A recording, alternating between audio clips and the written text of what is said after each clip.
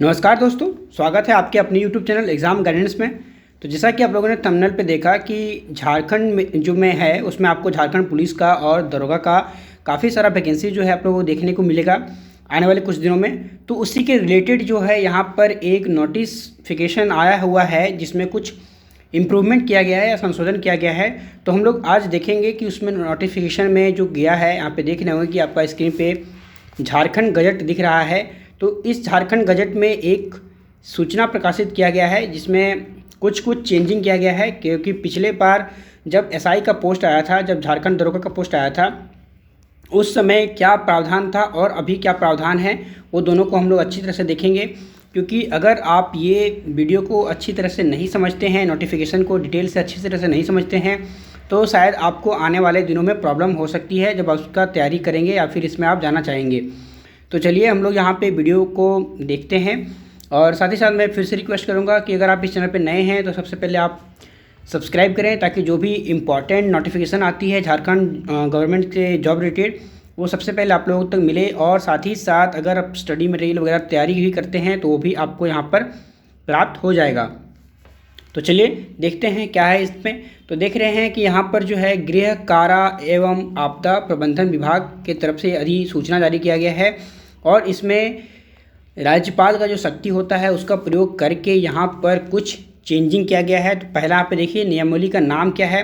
तो यहाँ पे नाम है झारखंड राज्य पुलिस अवर निरीक्षक संवर्ग नियुक्ति संशोधन नियमावली 2022।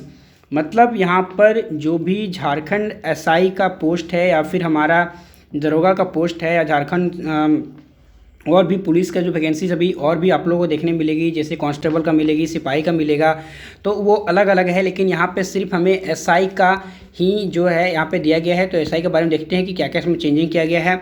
तो सबसे पहला यहाँ पे इसको संशोधन किया गया है। इसमें संशोधन में देखते हैं इसमें क्या दिया गया है। तो यहाँ पे सबसे पहला है कि आपका जो है ग्रेजुएशन होना चाहिए, स्नातक की डिग्री, वो भी आपका या केंद्र सरकार या फिर राज्य सरकार द्वारा जो मान्यता प्राप्त विश्वविद्यालय है वहाँ से आपका स्नातक होना चाहिए। ये अनिवार्य योग्यता तो आपका पहले भी था, सेम अभी भी है, उसमें कुछ बदलाव नहीं किया गया है।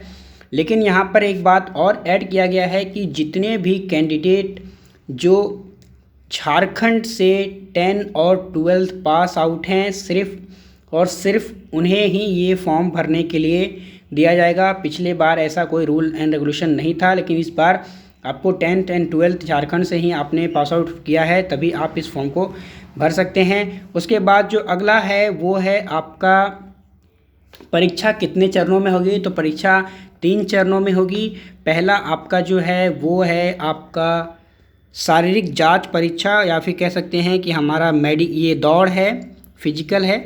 फिजिकल जिससे पहले पिछले बार जो 2016 में एग्जामिनेशन हुआ था उस टाइम आपका पहले प्री हुआ था, प्री के बाद आपका मेंस हुआ था, उसके बाद आपका रनिंग हुआ था, रनिंग के बाद मेडिकल हुआ था। वहाँ 4 चरण में जाके हुआ था, लेकिन यहाँ पर आपका 3 चरण में होगा। लेकिन सबसे पहले आप लोगों को क्वालिफाई करना पड़ेगा, रनिंग फिजिकल क्वालिफाई करना पड़ेगा। रनिंग कितना करना है उसके बारे में भी मैं आपको बता दूंगा, बस थोड़ी देर आप वीडियो पे बने रहिए। उसके बाद रनिंग के पास करने के बाद आपका मेडिकल जांच होगा, उसके बाद आखिरी में आपका लिखित परीक्षा होगा। जिस तरह से अभी झारखंड का जो एक्साइज कांस्टेबल था उसी तरह का यहाँ पे सेम टू सेम कंडीशंस रखा गया है। वहाँ पे भी आपको 10 किलोमीटर दौड़ना है और यहाँ पर भी आपको 10 किलोमीटर ही दौड़ना है, और वो भी 1 घंटे में दौड़ना है। तो जो भी कैंडिडेट जो एक्साइज कांस्टेबल के लिए एलिजिबल हैं, बशर्ते उनका क्वालिफ़िकेशन जो है 10th है वहाँ पे, और यहाँ पे क्वालिफ़िकेशन जो है आपका ग्रेजुएशन है।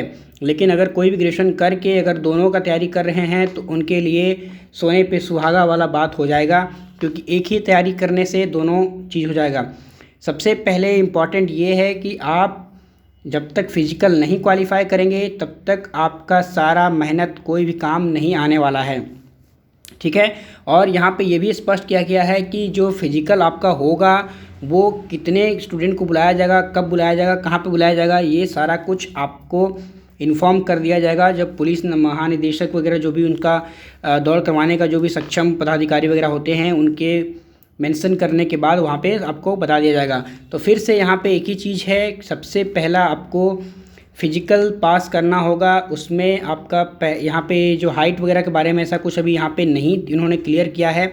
सिर्फ उन्होंने कहा है कि आपका दौड़ पास करना होगा 1 घंटे में पुरुषों के लिए, 60 मिनट में 10 किलोमीटर और 40 मिनट में 5 किलोमीटर महिलाओं के लिए। और जो है आपका क्वालिफाइंग नेचर का है, कोई भी इसमें आपका मार्क्स ऐड नहीं होने वाला है। उसके बाद सेकेंड नंबर का जो है वो है आपका मेडिकल में देख लीजिए आपका क्या क्या है। मैंने इस पर एक वीडियो भी बनाया है काफ़ी पहले, अगर आप लोग को फिर से इंटरेस्टेड हैं कि सर इसको डिटेल में फिर से बता दीजिए तो मैं इसके ऊपर एक अच्छे से पूरा वीडियो बता दूंगा कि किस तरह से मेडिकल जांच होती है और उसमें कौन कौन बातों को ध्यान रखने से अगर हमारे पास कोई दिक्कत वगैरह थोड़ी बहुत है तो हम उससे बच सकते हैं। इसके बारे में भी मैं आपको वहाँ पे बता दूंगा, ठीक है। तो यहाँ पर जैसे कलर ब्लाइंडनेस, सबसे पहले आपका मुड़ा घुटना है और यहाँ पे देख सकते हैं कि किसी का पैर जो बैंडेज ऐसे करके रहता है, ठीक है। उसके बाद आपका कलर ब्लाइंडनेस हो गया, हियरिंग कान का सुनने का क्षमता हो गया, हाइड्रोसिल वगैरह, ये छोटे मोटे जो भी सब कॉमन होते हैं वही आपको यहाँ पे दिया गया है, ठीक है।